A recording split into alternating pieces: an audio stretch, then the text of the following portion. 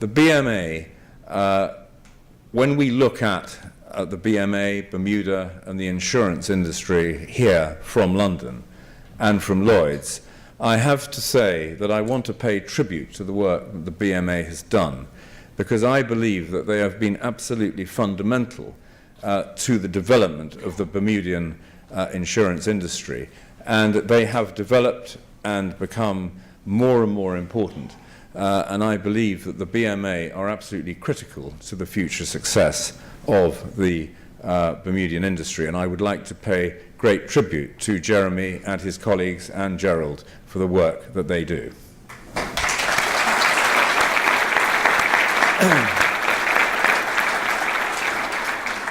Now, what I've been asked to do this morning is to talk to you about the changing nature of global insurance and the reinsurance markets, and also, of course, Lloyd's.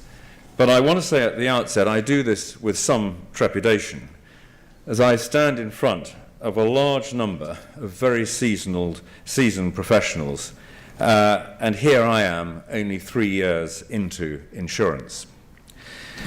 Now, London and Bermuda are often seen as arch competitors, and of course, in some ways we are. But if I look at the Bermudian presence in Lloyd's itself, we have 20 syndicates with Bermudian capital, and that number is growing. Depending on your definition, in round terms, Bermuda provides around 25% of the capacity for the Lloyd's market. We also have significant reinsurance flow between London and Bermuda. So we're largely complementary, and I believe most importantly, though, we are trusted competitors and we're trusted partners, and trust in insurance is absolutely fundamental. So just a few words on Lloyd's. Currently, we have 94 syndicates managed by 57 managing agents with more than 200 different brokers bringing in business from over 200 countries and territories. So a healthy, diverse market. Now, you may be aware of a recent study undertaken by the Boston Consulting Group, which was commissioned by the London Market Association, the LMA, and that, of course, includes Lloyd's. And this report was on the future role of London in the global insurance industry. It confirms the power of London, for the London market is by far the largest global hub for commercial and specialty risk. 2013, GWP totaled $94 billion, of which 70 billion is written by London. This compares with Bermuda at 13, Zurich at 4.2, Singapore 3.2. In reinsurance, although London was identified as one of the largest hubs in the world, with 23 billion of GWP, it's significantly smaller than Germany at 43 and smaller than Bermuda and Switzerland, both at 25. The market is at a crossroads. The emergence of the new markets in seriously underinsured economies in Southeast Asia, South America, China, Brazil, and India is undoubtedly changing the landscape. But what an opportunity that presents. And that is just the beginning. So moving on to the evolution of risk, one quote in the BCG report stood out for me, and it was from the CEO of a risk management organization. And he said, only 10% of the corporate risk map is covered by insurance. So coming back to opportunities, despite some economic slowdown in certain territories, I do believe economic growth will continue at a significant rate over the next 20 to 25 years globally. Even on modest predictions, we estimate that our own addressable insurance market will grow from around $600 billion per annum today to close to $2 trillion by 2025. Now, these are obviously ballpark figures, but the essential point is that China, India, Brazil, Mexico, and Turkey will form the majority of global GDP, and these countries are among the least insured in the world. According to Lloyd's own figures, A 1% rise in insurance penetration translates into a 13% reduction in uninsured losses, a 22% reduction in taxpayers' contribution following a disaster, and increased investment equivalent to 2% of national GDP. Most governments in most countries get this, and we see examples of this virtuous circle played out in many economies. We do have some concerns about the concentration of alternative capital focusing on a few specific areas, both geographic and in terms of peak risk. We need to try to harness that capital on a broader basis, particularly to assist the industry in driving forward into new markets and new products. And this will require sophisticated, knowledgeable, and long-term investors. And they will need to be supported by the continuous development of analytical resources and techniques, something which was very much highlighted in the BCG report. And a lot of work is being done on this in London and within Lloyd's, and it most certainly needs to be. In insurance, we've undoubtedly suffered from the backlash of the banking crisis. We've made strenuous efforts, both with governments and regulators, to ensure they distinguish between the two industries. To be frank, there are some concerning signs, particularly under the heading of capital. As we speak, we are working round the clock to implement Solvency II to a tight timetable. Solvency II as a capital setting mechanism is something that Lloyd's supports. However, the bureaucracy and processes for its implementation, in fairness not determined by the PRA but more in Europe, has resulted in a cost to the industry which is several times what it should have been. The cost to the Lloyd's market alone will exceed $500 million. In addition to that, there are some slightly worrying signs of regulators wanting to load up capital over and above the Solvency II outputs. That's one thing for regulators wanting to sleep well at night by loading capital, understandably driven by their experience in banking. But we need to be very conscious of the dangers of this diminishing London's competitive position.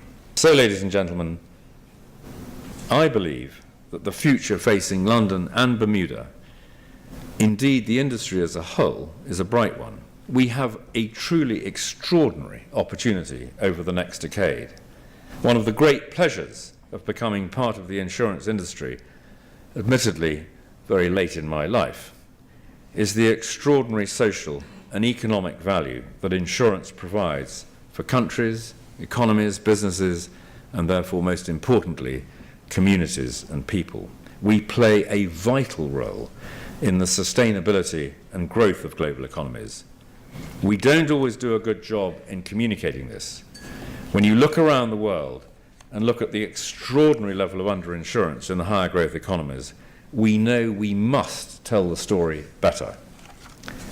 If you stand back and compare our industry with any other at this point, you would have to say, as my own CEO, Inga Beale, said the other day, we are, in fact, at the beginning of a golden era. We have all the talent, skill, and discipline to prosper in these new markets. And I believe the answer to these competitive threats doesn't lie so much in what Asia or Latin America or Africa does. The answer is, what will we do in the world's established insurance hubs to find the products and processes to service these clients? We've got the knowledge, the talent, and the skills, much of it right here in this room. We must ensure that we have the courage and the energy to seize the opportunities that present themselves, and I'm sure we will. Thank you very much.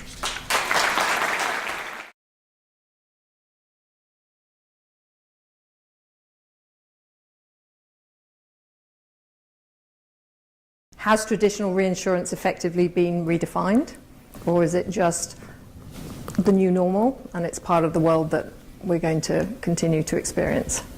Brian? Yeah, okay. Well, yeah, I agree with Frank about the roles we play, because there's not much difference, I don't think. I think to me, an underwriter, or what we do for a living, is matching risk with capital. That's what we do. And most of the time, it's traditionally it's standard stock company, shareholders' equity surplus type capital. But we've also used the reinsurance market. We were buying cat bonds 15 years ago at ACE. So matching those two together. And so I just think the world of insurance today is such that you don't have pure reinsurers really anymore.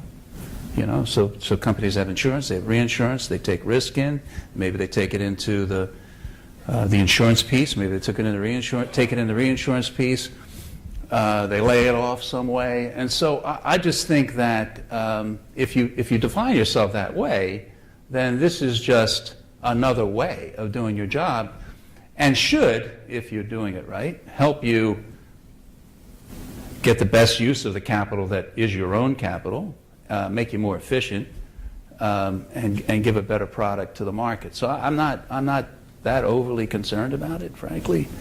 But if you say, well, this is what I do, I don't know how to do anything else, and I'm narrowly focused in this little world of pure re, I think you should worry, but you should have been worried a long time ago. You shouldn't have just woken up to it now.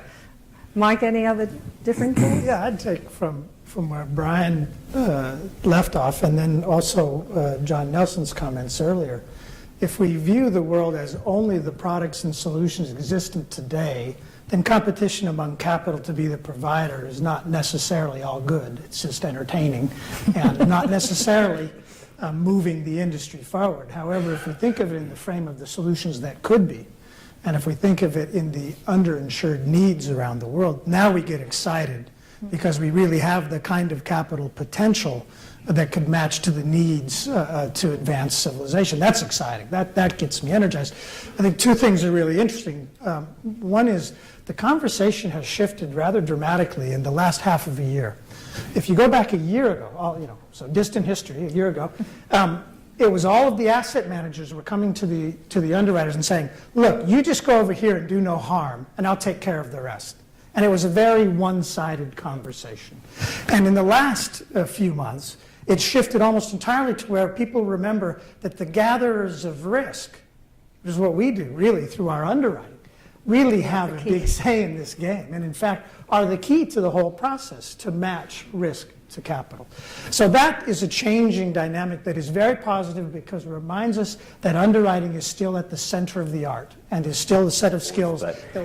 It's really a function of how long they've been in the market. So I think that this idea of catastrophe risk in particular, and that's changing, it's broadening into other classes, but focusing on catastrophe right now because that's what we do, that is definitely being accepted as an asset class by a lot of investors. Cat bonds, there are a number of disputes on the various cat bonds. There's a lot of cat bonds in the marketplace. Is that just the normal maturing of a product, or is there a question mark over the efficacy of it?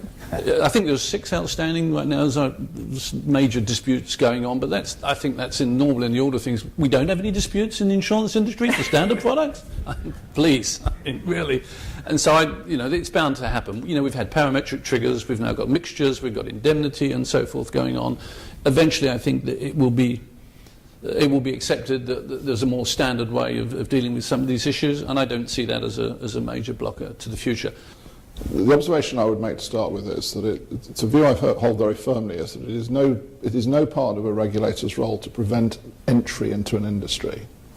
So the fact that there is capital coming into the industry is not something that we should, in a sense, react adversely to.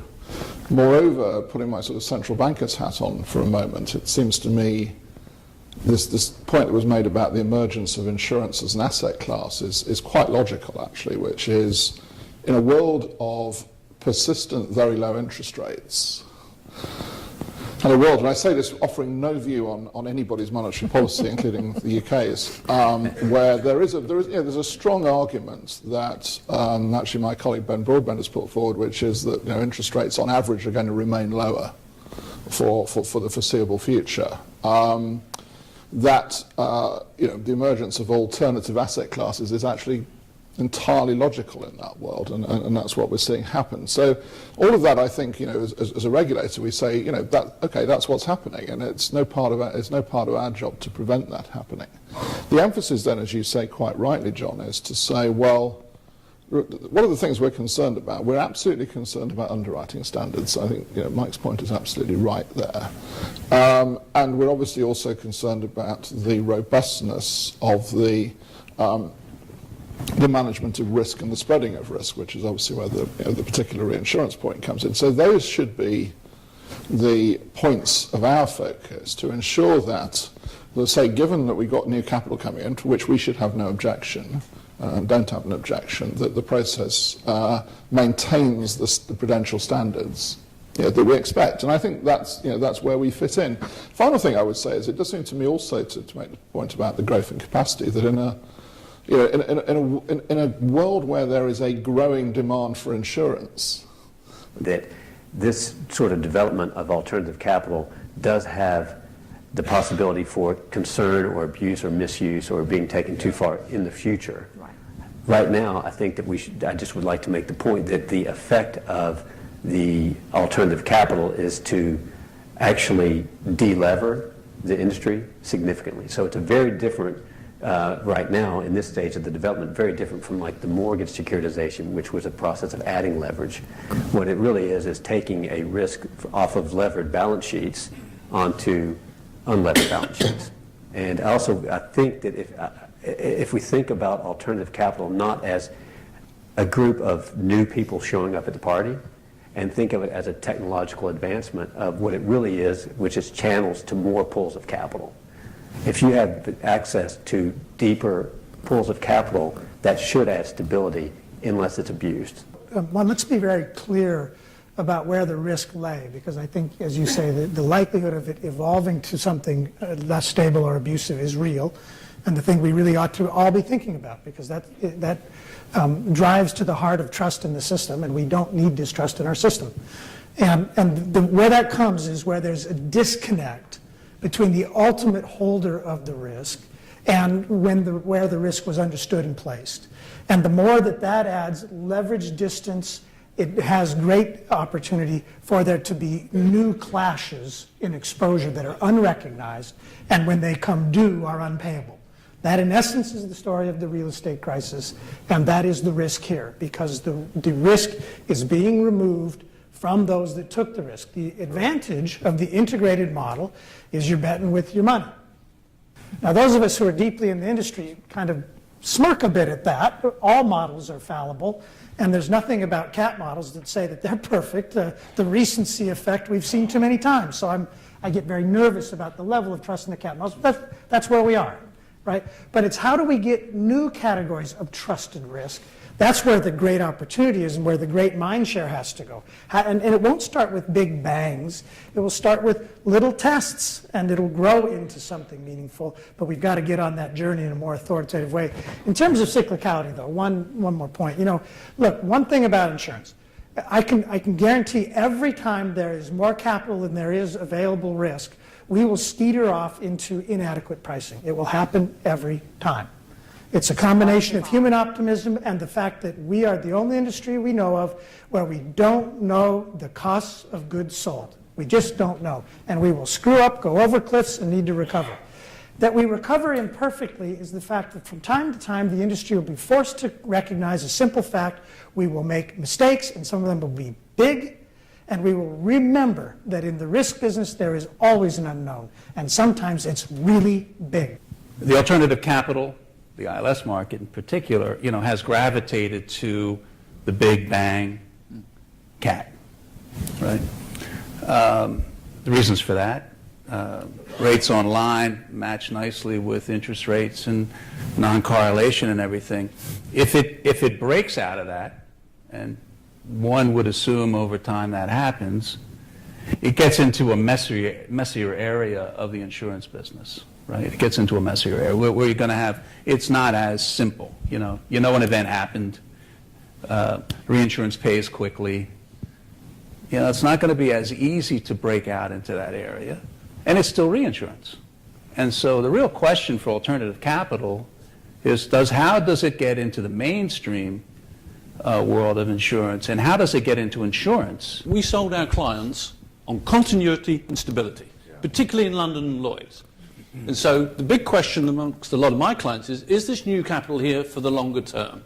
Or if there's a big increase in interest rates, or they see something else as an alternative, will they migrate? And I'm not making a comment on whether I think they will or won't, but it's a very big question, because if you're the CEO of a major corporation making long-term investments in capital and buildings and so forth, you need to know that if you're going to rely on the insurance industry, it needs to be there.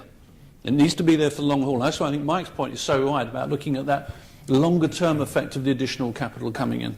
And hence the point that we were talking about earlier of keeping, and it's going to be a continuous challenge, and I'm looking at Frank a bit here, that as the alternative capital market develops, the temptation to detach the risk from the capital becomes ever greater, and there will be kinds of securities where the returns look really alluring. But if we do that, we will destabilize the whole thing, exactly as happened in the subprime mortgage market.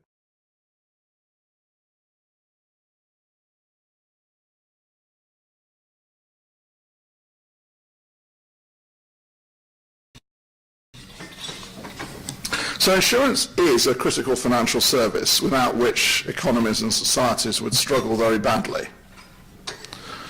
And that means that there should, as we've discussed this morning already, be a focus on ensuring continuity of cover for those risks transferred by insurers on behalf of agents in the economy. And this concern over ensuring continuity can arise with individual contracts, especially where those contracts are very long-lived, and from the need to have a market that can provide assurance on the continuous provision of insurance cover, i.e. new contracts. But let me say one thing, picking up from the discussion we had in the panel this morning, that is very important. One of the things that I emphasize is at the heart of the PRA's objectives is that we are not a no-failure regulator. We don't try to regulate for no failure, because two things would happen. A, you'd fail. B, you would have very adverse consequences on the firms that you regulate were you to do that. So this emphasis on continuity of cover is not another way of saying no failure.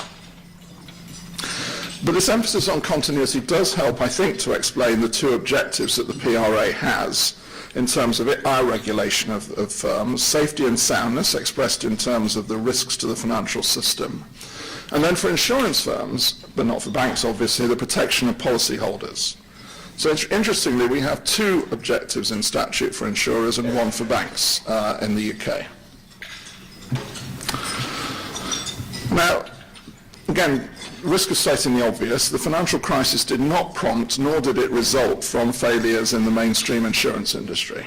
I draw a distinction there with one section of the industry, obviously AIG being in its form then, by the way, not in its form now, in its form then, in its non-traditional insurance activities, and other financial guarantee insurers being obviously at the other end of the industry, as it were, in terms of this. But the mainstream of the industry was not caught up in the storm of the financial crisis.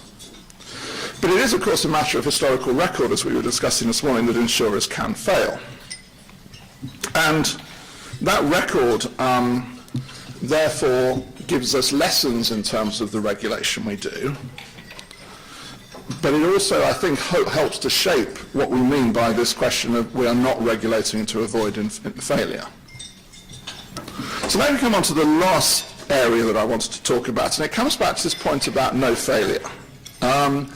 Because the last area of our general involvement that needs to be defined carefully is resolution. Before I became head of the PRA, I was also responsible in the Bank of England for running the special resolution, or the resolution regime for failed banks and banks in trouble during the crisis. So I did something wrong in the past, obviously, to get that dubious honour.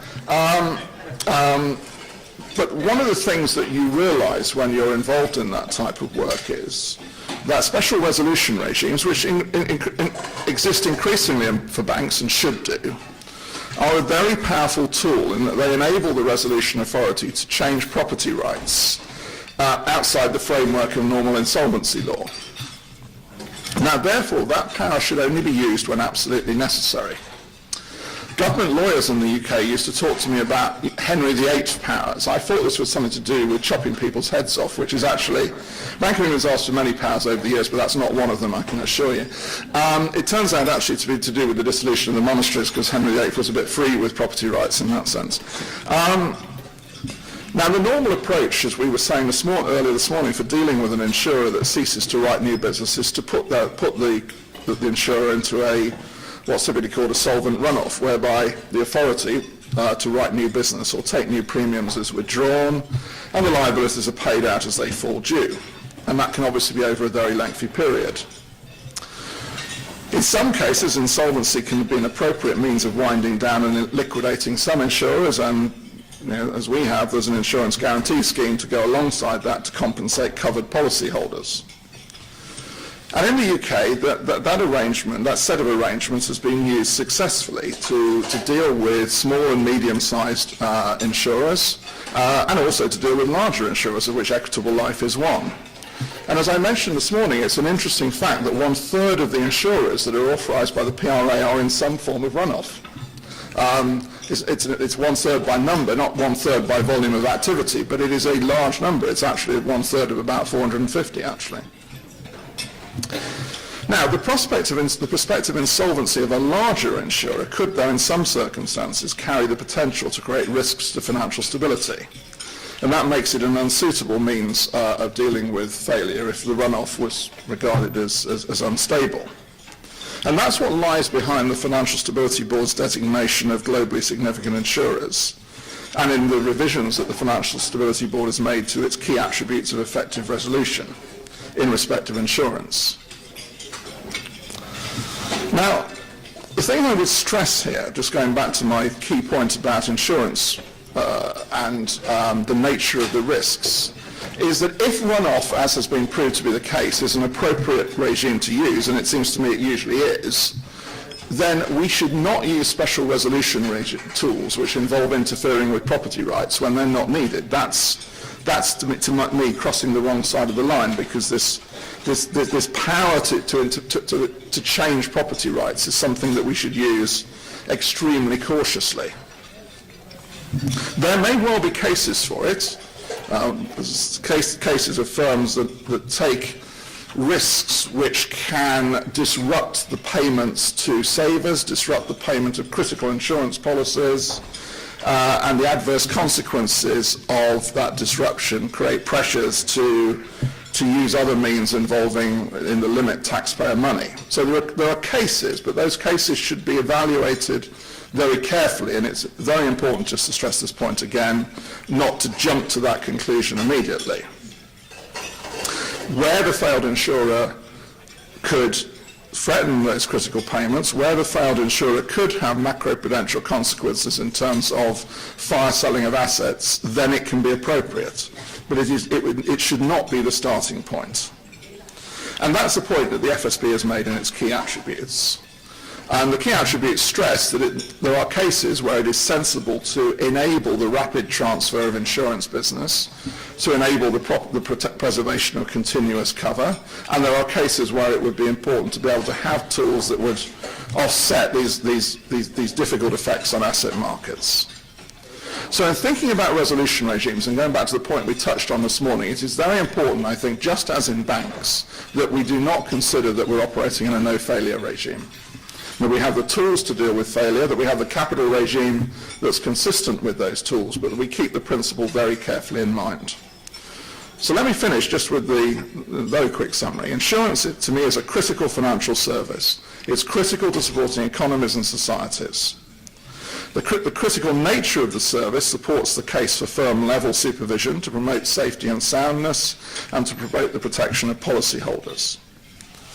Microprudential regulation of that sort should be complemented by, but not substituted by, the use of macroprudential tools where they're appropriate. The risk of pro-cyclical asset liquidation by insurers in response to sharp asset price corrections could be one such case where a macroprudential tool would be warranted. And there is a case for enabling special resolution powers in respect of insurers. But those tools should be used, just to stress the point again, carefully. They should be used selectively. They should not be used where the case doesn't exist. And all of those interventions must be justified by the risks run by insurers, not by a rather broader argument which doesn't differentiate between insurers and other forms of financial intermediaries. Thank you.